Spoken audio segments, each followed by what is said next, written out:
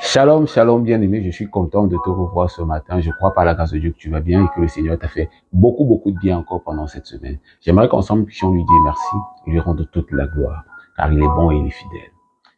Tendre Père, nous sommes tellement reconnaissants pour ta grâce sur nous, reconnaissants pour la vie Zoé que tu nous donnes, reconnaissants pour ton amour manifeste en Jésus-Christ. Comment ne pas te célébrer, comment ne pas te louer, comment ne pas s'abandonner dans tes bras d'amour pour demeurer en toi. Nous sommes tellement reconnaissants pour la vie que tu nous as donnée et nous voulons vivre cette vie. Nous voulons être des vases au travers desquels tu te glorifies sur la terre, Père.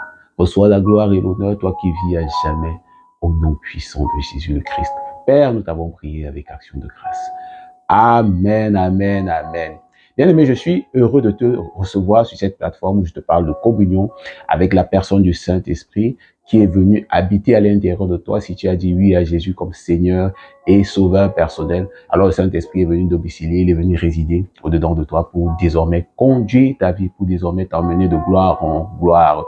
Comme je t'ai dit, je te parle de communion sur cette plateforme avec la personne du Saint-Esprit parce que quelque chose s'est passé le jour où tu as dit oui à Jésus, le jour où tu as accepté que Jésus est ton Seigneur et ton Sauveur personnel, le jour où tu as accepté que tu étais un pécheur et qu'il est mort sur la croix pour te sauver. Il t'a ramené en Dieu, il t'a repositionné dans les lieux célestes en lui.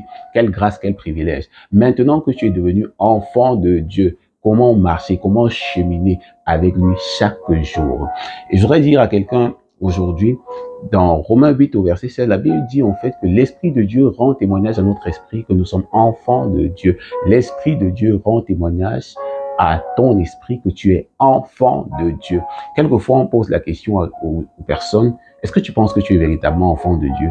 Et il se met à hésiter, il se met à se poser des questions. Vraiment, je sais pas trop, je sais pas. Mais à la vérité, tu le sais. Tu dois le savoir. L'Esprit de Dieu doit rendre témoignage à ton esprit. Tu n'as pas besoin que quelqu'un d'autre vienne te le dire. Tu dois le savoir. Tu dois en être convaincu. L'Esprit de Dieu a rendu témoignage à mon esprit que je suis désormais enfant de Dieu. Parce qu'un jour, j'ai dit oui à Jésus. Un jour, je me suis rendu compte que j'étais loin de lui, que j'étais pécheur. Et j'ai accepté qu'il est mort sur la croix pour mes péchés. Désormais, je l'ai invité dans mon cœur comme Seigneur et Sauveur personnel. Et je crois véritablement qu'il habite au-dedans de moi. Comment est-ce que je le sais?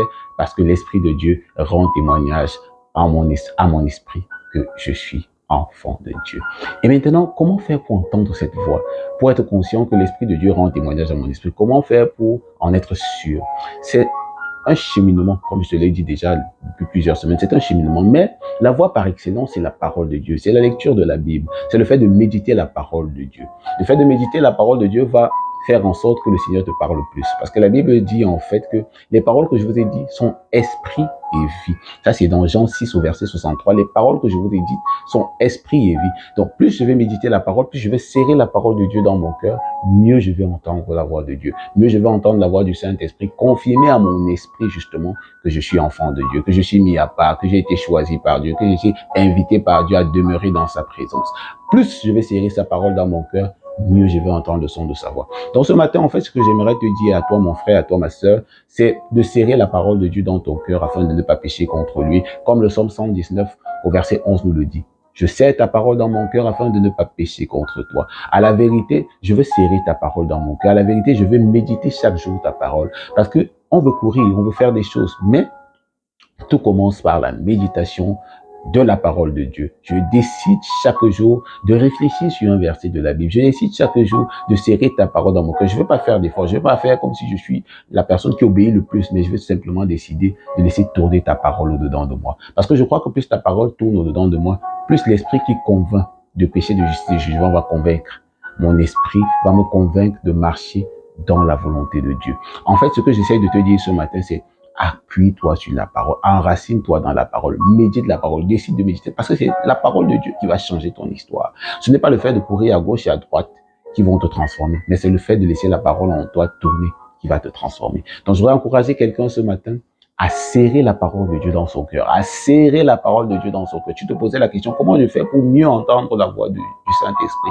Mon frère, ma sœur, c'est la parole de Dieu dans ton cœur. En fait, c'est quoi serrer la parole de Dieu dans son cœur? C'est tout simplement décider de lire un verset et de réfléchir sur le verset. Seigneur, j'ai lu en fait que si je serre ta parole dans mon cœur, je ne vais pas pécher contre toi. Alors, C'est quoi serrer ta parole? C'est quoi garder ta parole dans mon cœur? Si, Seigneur, j'ai lu ce matin, encore dans Romains 8 au verset 16, que l'Esprit de Dieu rend témoignage à mon esprit que je suis enfant de Dieu. Qu'est-ce que ça veut dire? En fait, Saint-Esprit, Saint-Esprit opère. Et plus je vais laisser la parole tourner en moi, plus le Saint-Esprit va se révéler à moi. Plus je vais entendre sa douce voix. Et mieux, je vais marcher dans sa volonté. En fait, ce matin, bien-aimé, c'est la parole de Dieu dans ton cœur. C'est la parole de Dieu dans ton cœur. Enracine-toi dans la parole de Dieu. Enracine-toi dans la parole de Dieu. C'est ça qui va transformer ta vie. C'est cette parole qui va changer ton histoire. C'est cette parole qui va te conduire jusqu'au but. Jusqu'au but. Alors, serre la parole dans ton cœur et laisse cette parole te transformer du temps. Plus je vais serrer la parole dans mon cœur, mieux je vais entendre la voix de l'Esprit me parler. Donc ce matin, c'est cette petite parole que j'avais pour toi. Et je prie que tu la captes, que tu la saisisses et que tu la gardes afin que véritablement le Seigneur lui-même te conduise dans ses voies pour sa seule gloire. Au nom de Jésus. Sur ce, je ne peux que te souhaiter un excellent week-end. Ciao, ciao. Bye bye.